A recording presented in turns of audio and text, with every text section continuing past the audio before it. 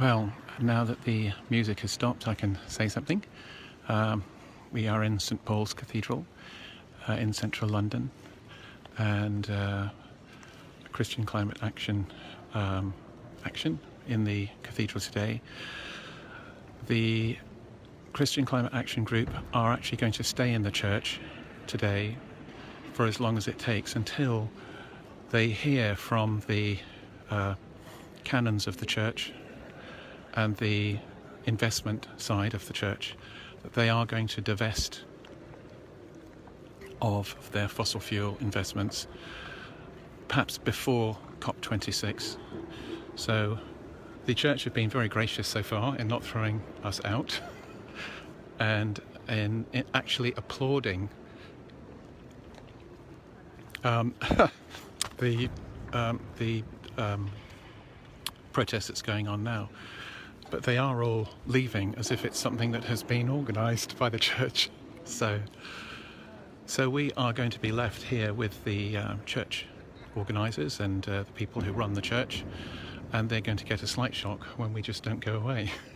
So that is what's happening here today, and I think the church organisers are a little bit bemused as well.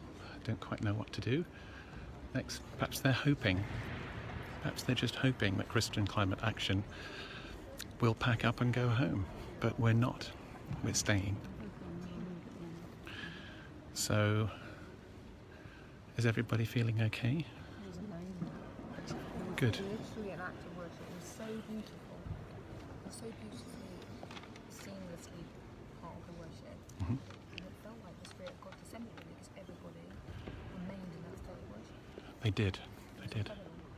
So do you want to introduce yourself to camera and just say why you're here? I'm here, I'm Rachel Ross. I'm here for really quite a straightforward reason, really. That Jesus was very sadly around the purse, and he never kept it, and he gave it to Judas, and we saw what happened to Judas. And for me, it's the most loving thing I can do to say to the Church of England, you don't look like you're doing that well with the purse. You've got 70 million quid stuck in fossil fuels, so it's part of my loving accountability to them, because I don't think that they really know quite what they're up to. Mm-hmm. Do you think what do you hope to be the outcome of your action today, Rachel? We must take rapid action. As we heard earlier, it's not in time. It's too late already. So we've got to take rapid action. Let's lead the way, really. Yes. Say that we have clean lips if we have dirty hands. So Yeah. do that. That was straight from the sermon. That was it. Thank you. Well done. It was a gift. It was a It gift. was great, but and Yeah. the readings as well. So it's just integrated. Good. And you cannot be the Church of God and No. what would Jesus be doing? He'd be doing more than holding a banner. I'll tell you that for free. Yes, he would be. He would be. Yes, yes. In fact, I mean, he was a guy who made himself so unpopular with the authorities that they killed him by his mid-30s. He was quite a revolutionary. So, okay. Am I allowed to film you? May I? Oh, well, I will.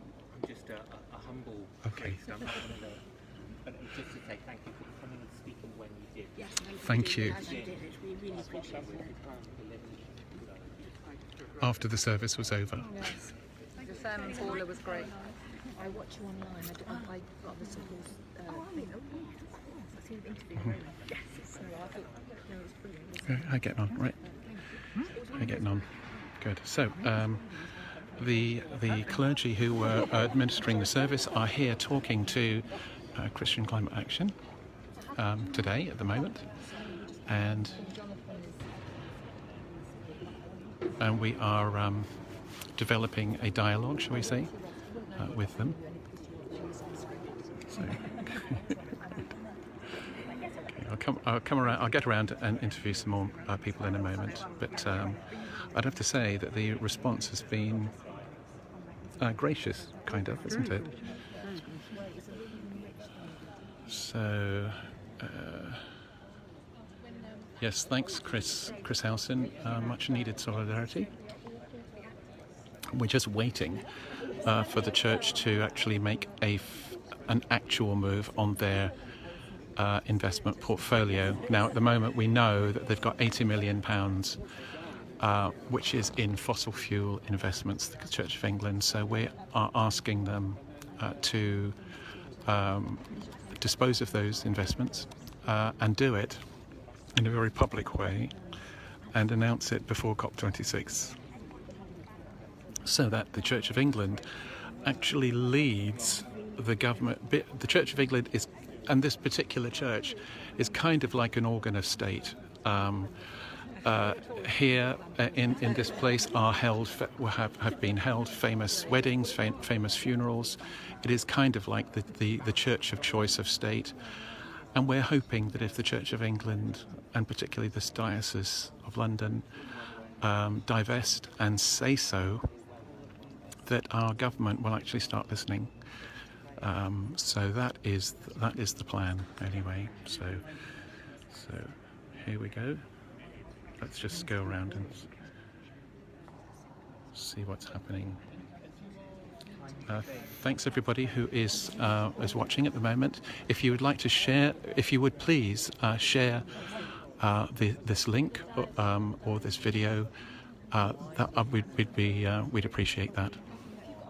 Thank you. There's plenty of people watching at the moment. It's very nice. And so let me just zoom in on one or two of these conversations.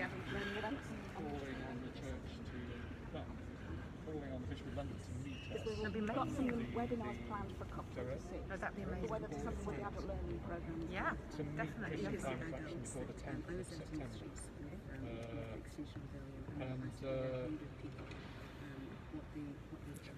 Really hope you'll be pleased to do.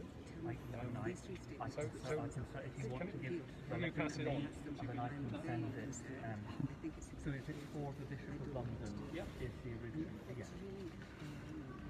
But it's sort of you, if you could, I don't suppose you can do these things by hand. I don't know where the Bishop of London is, so I Right. can't, Okay. but I will certainly be attracting parts of the electoral. That's all right, don't worry. I think somebody maybe assumed she might live around the corner or something. Sitting on the floor. So that would be very good to do that. And it's really to up the ante on the Church of England to divest from fossil fuels and to before COP and to announce they're going to do it before COP in order really to, as a prophetic act, to encourage others, because I mean it's tens of millions.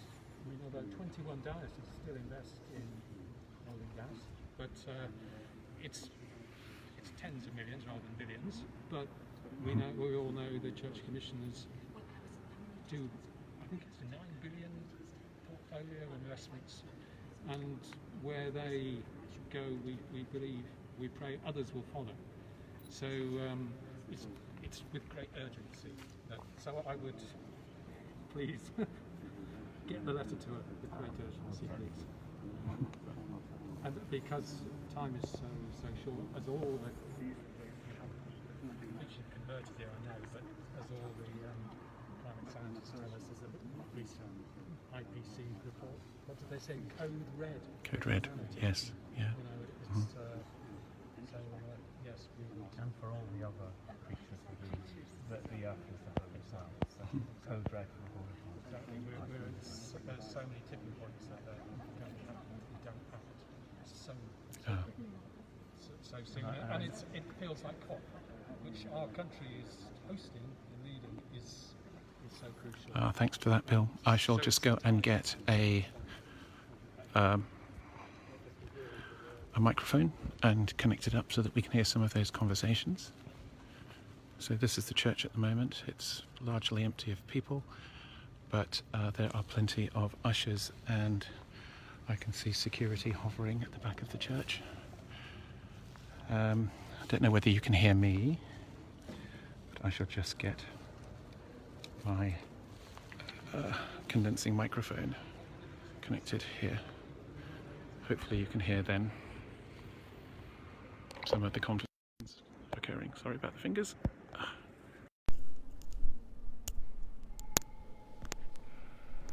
The church is echoingly silent at the moment, and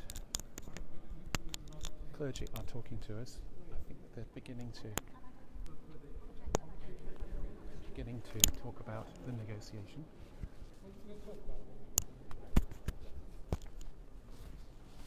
So let's just see what happens here. Right then, let me just see. Let me just come up to our banner bearers. How are you feeling now, you guys? How are you feeling at the moment? Bit of an anticlimax. What do you think? Well, I don't know. I think they've taken it very graciously. So now it's down to whether they're going to respond and whether they're going to meet our demands. Yes. Can people online hear that? Hear what we're doing at the moment? Can somebody just send me a message? Can you actually hear us? Just waiting for. Okay, so I haven't got any messages about people hearing us and not hearing us at the moment. But they said that they were finding it difficult to catch what we were saying in the interviews. Did you want to read that, Tim? Do you want to read the demands out? I'd like to read something for Bill, who couldn't be here today. I think He said, Bill is watching. I think Bill is watching. So he said, I serve God and God's church as a member of the clergy for 35 years. Nothing the Church of England does or doesn't do should surprise me, but my breath is taken away and I am agitated by the complacency of the institutions of the church. This is complacency in the light of climate crisis. St. Paul's statement of purpose says, we will make a tangible difference to people's lives, shaping policy and attitudes to tackle social injustice, specifically in the area of young people's mental health. There are young people outside in the streets of London today, now, telling us that about their climate fears and about how this is affecting their mental health. This cathedral is the mother church of the Diocese of London, which has over £2 million invested in fossil fuels companies. Taking action now to stop fossil fuels is part of the improving of young people's mental health. St. Paul's values included being people of integrity, looking after the cathedral for the next generation. There will be no cathedral for the next generation in a dead world. Creation is also a cathedral, and our inactions is destroying it. The church must be a prophetic leader to our nation and announce we have divested from fossil fuels industries. The spiritual gifts of prophetic calls us to act now, tell the truth, and establish better ways of decision making, and to divest from fossil fuels. So we ask that you decide now to tell your church leadership now to divest of fossil fuels, and we ask that you hold them to account by doing so by the year's end. We ask that the whole church speaks out on behalf of God's creation. Thank you, Bill, and now on behalf of myself. Anything else is total insanity on the part of the church. How can we possibly preach the gospel when we're plundering the earth in this way? And how arrogant it is for the church to believe that they can change these oil companies from inside by maintaining contact when they have such little influence, and that these fossil fuels companies have such power. They're using the church as a fig leaf to cover their dirty deeds in the world as they plunder the earth. Divest now, for God's sake. thank you, Tim. And they're hearing it loud and clear. It says Helen Burnett, who you know, is saying Bill's statement is brilliant. Helen also says, this is profoundly moving. As a priest taking a break on my Sunday services, I am so proud and so humbled by the dedication of my fellow CCA members. So we have Sue Hampton. So Sue, it's lovely to see you today, and there you are again, standing on the front line. Sue, I know Sue as a very gifted writer, but she is also so full of courage How do you get so much courage into such a small person? So, how are you feeling now, and what do you think is going to happen next, do you think? I'm sweatier than usual, and I think we all are a bit. it feels like a very big deal being in this beautiful but so opulent, ornate building. I can And see what you mean. it's wonderful that when we spoke, many of the congregation clapped. It's also very heartening that the clergy we have spoken to were not in any way hostile and perhaps were sympathetic to our message. But words are cheap, and the test here is whether action follows, because that's what we're asking for. We're asking the church to divest now, not in 2030, not sometime in the future, but now, without delay, because anything else is wicked. Anything else is deeply unchristian and unloving, and the church can take a lead in our society and can put pressure on other churches, other bodies, other corporations, and so on. So that's what we want. We want action, because life on earth is at risk. Not sometime in the distant future, but imminently, and people are already suffering.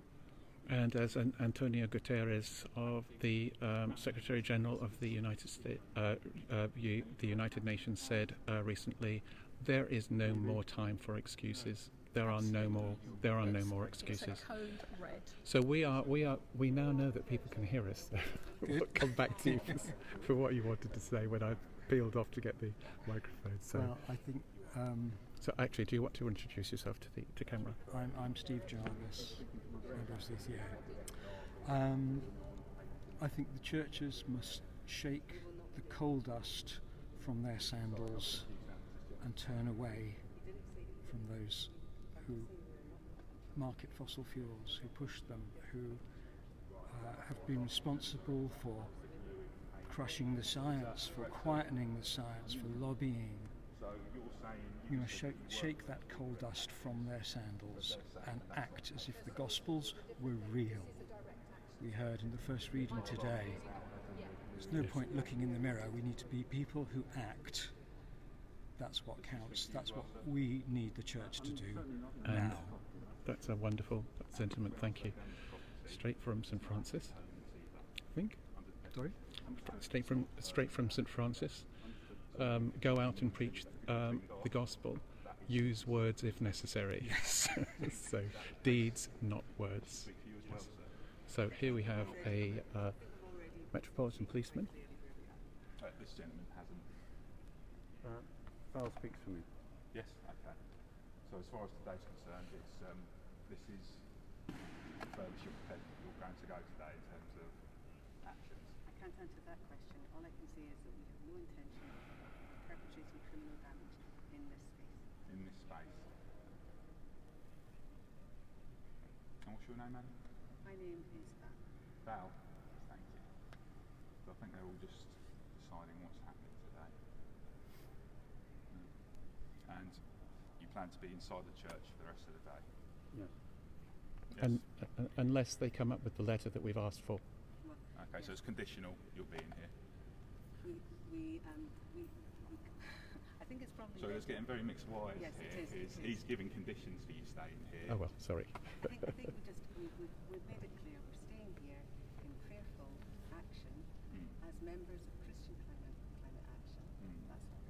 Yeah. It's just because some people are answering different. Yes. If you see, I mean, that's where We the can't confusion's coming from. say we will never get involved in criminal damage. So you, but is But that count for today or it's not been planned for today, no. no? No, we were if you'd seen what we did, we were deeply respectful. Right towards the end of the communion service, we all attended, because we're all Christians here. We're all very committed Christians. That's why we're here. We came and unfold our banners to make the point. Yes. And a statement was read out, which strongly made the point for the church to urgently divest and take a But lead it's not in that. conditional, as per this gentleman said. Because this gentleman said you're staying here for the day unless a certain condition is met. We haven't stated those conditions. This gentleman just has. Oh, sorry, I spoke out of turn. Okay, thank you. That's what I'm trying to establish, because Val, you're saying one thing, this gentleman's already kind of inferred something else, and then this gentleman said The criminal damage letter isn't out of the I question. passed on to the canon in residence, he agreed to pass on to the Bishop of London. Right. So we're getting a lot of voices and some are contradicting, that's why. I'm just trying to establish what exactly the plan is for today. If you see what I mean. We're going to stay and pray. We're going to stay with it. That's what it is. But in terms of this, as far as the actions you're prepared to take inside the church today, then, or I don't think we should say anything else, actually. I think it's We so haven't you're not planned- prepared we to haven't- answer if we you're haven't- going we to take haven't- any we further haven't- actions inside here We today. haven't planned any other actions. Sorry? We haven't planned any other actions, no. Haven't planned any more actions. Is that everybody or? Yeah. Yeah. Anyone planned any Yeah. So I'm trying to establish, I understand. because And I've you've had got a to couple of go and different talk voices. to somebody else, I quite understand. Yeah. Sorry? You've got to go and talk to somebody else about all this. I'm probably. with you for a little bit, Yeah. because they're a bit concerned, probably imagine. Yeah, but they don't need to be. I know, but forgive me, but Extinction Rebellion have been causing damage to buildings all week. So I think that's where you see what I mean? So we That's not our intention, as we very clearly stated. until, well, gentleman earlier didn't, that's the thing. So, and then it was conditional a minute ago, and now it's not conditional. You see why I might be a bit confused? Yes, I can see why you're a bit confused. But we all have different thoughts going through our minds. Okay, there's some negotiation going on with the City of London Police. These are not the Metropolitan Police, these are City of London Police. Different outfit entirely. So, shall we come to the other side of our banners? There we go. And does anybody fancy saying anything to camera? To want to introduce yourself and say why you're here and what you hope to achieve today? Bertrand Russell said that Which, most people would rather die than think, and most people do. And I think this is very true of the climate crisis that we're in the middle of. Unfortunately, the Church of England and the Catholic Church aren't thinking, because they're still investing in fossil fuels. They're all sitting around the same table with the money lenders, the investors, the finances. The Church of England is well connected in this country. If it wanted to, it could lead the way. And we're hoping today that we have made them think about doing that. thank you, Bertrand.